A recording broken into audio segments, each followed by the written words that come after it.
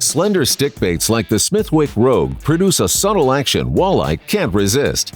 Here's Jon Thelen with more tips for trolling them all summer long.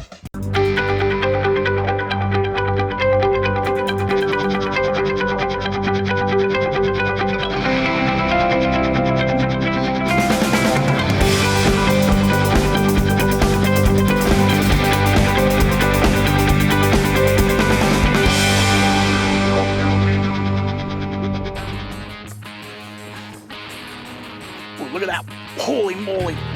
That guy snapped it. I mean, I just got this thing in the water. I mean, flat out, just put this thing in the water and this is a big fish.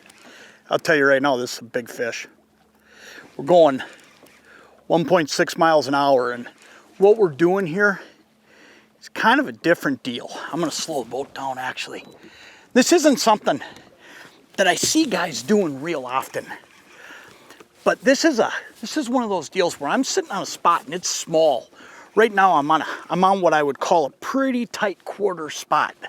I mean, it's a little rock pile, and there is no real way for me. Oh, he's got it kind of in the side. It's a good walleye though. Great walleye to start. I thought he was bigger than this, but great walleye to start. What we're doing is we're walleye fishing today along a rock pile that's really small. If I were to try to line up and pull crankbaits over it, it would just not work. I mean, there's just no way. It would take me too long to get set up to then turn around, go over it, and then be over it and done before I even really fished it effectively. So what I'm doing today is a little bit different. Let's get this guy unhooked, and he's got hooks all over him. Boy, did he nail it.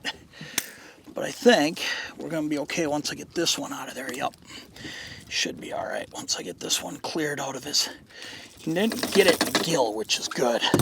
Nice little walleye to start. We'll get a whole bunch of fish today, so we'll get him out of here. But here's what I'm doing. I'm fishing what I consider to be really tight quarters. So there is just no way to get lined up and cruise on a spot like this and just get that long trolling run that you like to find. So what I'm doing is I'm fishing a bottom bouncer, and then behind it, I'm fishing a Smithwick Rogue. And this isn't something I see a lot of people doing, but I'll tell you what, this is flat out the most efficient way to fish a small structure if you're gonna pull crankbaits. Because I can actually circle around this thing. I can stay on a certain ledge. I can stay at a certain depth really, really easy without having to make constant adjustments. And I'll tell you what, that line was in the water for literally 15 seconds and it was wham. I mean, it can happen that fast. And that's just part of pulling crankbaits. I mean, you're triggering strikes, and that's what I'm trying to do here today. But man, like I say, it'd be hard if I was long lining or even if I was lead coring. But by pulling a bottom bouncer and getting myself almost straight down here and just working my way around the outside, I'm able to put that bait in the strike zone. There's a few tricks and some tips that I can give you about doing this and being effective, and we're gonna talk about them throughout the day today, because this is a really neat way to fish and it's overlooked. There's one. Got him. Oh yeah. Feels like a pretty good one. There's a lot of fish on this little spot right here. There's a lot of ups and downs. There's a saddle here. There's a rock pile right up here, and there's a rock pile in front of me. And we're right in between a saddle, or we're in the saddle in between the two of them. And there's a lot of fish sitting in there. And this is an effective way to fish these fish, because I'm able to move up and down with my depths really, really easy. Feels like a pretty good fish. You know, one thing about cranks too, and I've just always believed this, even, you know, as far back as my tournament fishing days, I love live bait, and don't get me wrong, but man, I'll tell you, over the years, I'm confident that I've caught some of the biggest fish, and a lot of days more fish, great eye, on crankbaits than anything else. Look at this one. Great walleye right there. Let's get this guy unhooked. A lot of times what I'll do with these fish is if you can just hold the net off the floor and just pop that hook, just like that. Now you're done. You're not gonna have them flying all over and getting hooks in ya. Look at that, what a great fish. It's exactly what you can do with cranks. And that's just a big fat fish. I mean, you can tell that guy's just eating like crazy.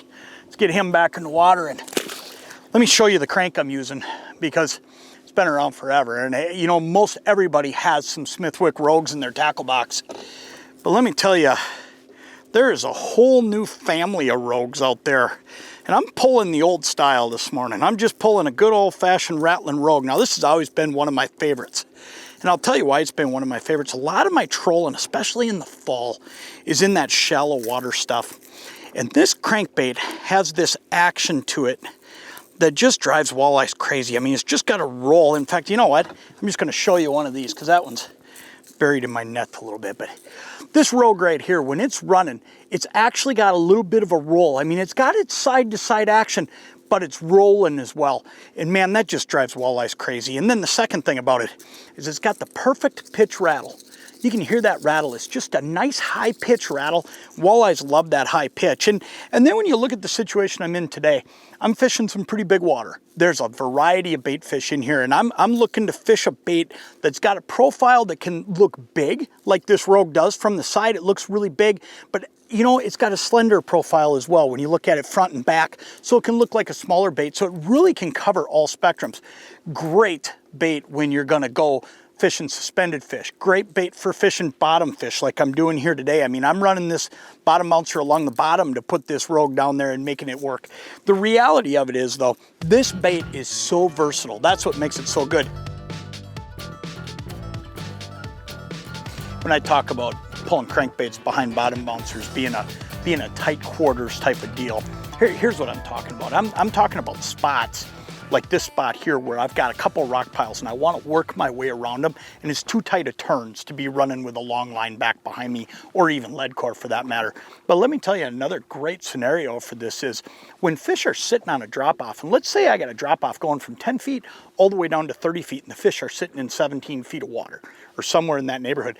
This is a way to know that you can put your boat right in the right spot, cruise right through where you need to be, and keep the baits at the right depth. And that's kind of one of the deals that I got going today. Is this is a really precise thing that I'm on. If I tried to long line, I'm gonna have a heck of a time putting my baits in the right spot. But by doing this the way I'm doing it, I know I'm going over these fish, I'm seeing them on my graph, and I know my bait is right there as I go past them. And it really makes it an efficient way to pull crankbaits when the fish are on a crankbait type bite.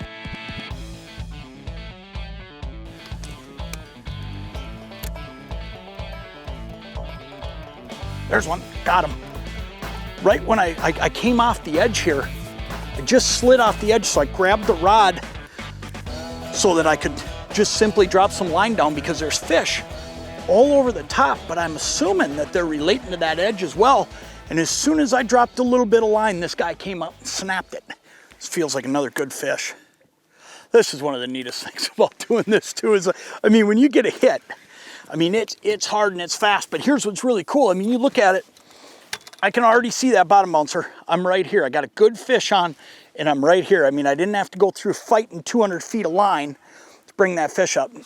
Another good eye. Let's see if we can get this guy in here. Oh yeah, look at that one. Another great fish. Oh yeah, look at that. Man, are these fish fat.